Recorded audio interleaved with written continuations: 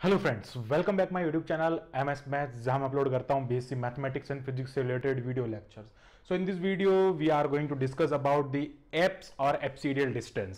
सो यार एप्स का कंसेप्ट हम यहाँ पे समझते हैं कि जो सेंट्रल ऑर्बिट होता है, सेंट्रल फोर्स होता है, उसमें एप्स क्या होता है। सो यार एप्स कुछ नहीं होता है, ये एक पॉइंट होता है। सो यार एप्स है ना, एंड पॉइंट ये एक ऐसा पॉइंट होता है किस पे, सेंट्रल ऑर्बिट पे। सो यार मैंने ऑर्बिट का कंसेप्ट आपको समझा रखा है। ऑर्बिट का मतलब होता है कि कोई पार्टिकल अगर सेंट्रल फोर्स के अंडर मूव कर रहा है, सो यार वो एक ऑर्बिट में चलेगा, यानी कि एक पाथ, एक जो भी पाथ वो क्रिएट करेगा, चाहे वो इवन सर्कल, पैराबोला, कुछ भी हो सकता है, वो उस पाथ में चलता है। और उस पाथ पे एक ऐसा पॉइंट होता है, उस पाथ पे एक ऐसा पॉइंट होता है ना, जो कि उसकी रेडियस वेक्टर से मैक्सिमम और मिनिमम होता है। सो यार इसकी जो डेफिनेशन है perfect, that is an apps is an orbit. जो आपके पास में जो पॉइंट है, एप्स है, वो एप्स कहां होता है, an point at an orbit of central force. जो सेंट्रल फोर्स का ऑर्बिट होता है उस पे at which the radius vector is drawn from the central force. उस पे रेडियस वेक्टर जो ड्रॉन की जाती है, उस पे ड्रॉप की जाती है रेडियस वेक्टर, वो मैक्सिमम और मिनिमम होती है।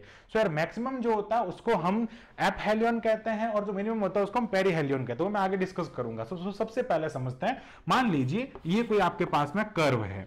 सो यार इस कर्व पे क्या होता है कि यहां पे कोई पार्टिकल चल रहा है। ये पार्टिकल जो है वो यहां से थीटा एंगल आर, ये जो रेडियस वेक्टर जो होता है ना इसका, ये रेडियस वेक्टर नहीं कह सकते हैं, या फिर हम इसको कोई डिस्टेंस डी कह देते हैं। तो यहां पे जो पार्टिकल ये डी एंड थीटा पे जो होता है, ये यहां पे भी हो सकता है, यहां पे भी हो सकता है, पर वो उसकी मैक्सिमम और मिनिमम डिस्टेंस पे डिपेंड करेगा, एपहेलियन और पेरीहेलियन की डेफिनेशन पे।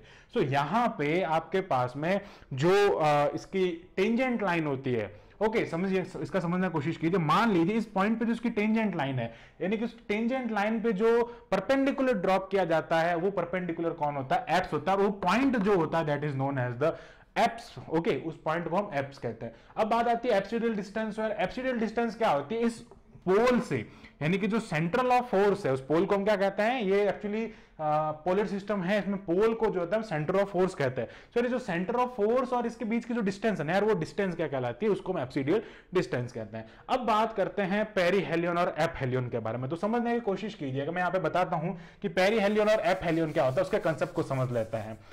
मान लेते हैं हम इसको इलिप्स से अगर थोड़ा समझते हैं तो बहुत ईजी होगा। मान लेते हैं ये कोई इलिप्स है, इस इलिप्स में ये इसके फोकस है। मैं थोड़ा अच्छा बनाता हूं इसको।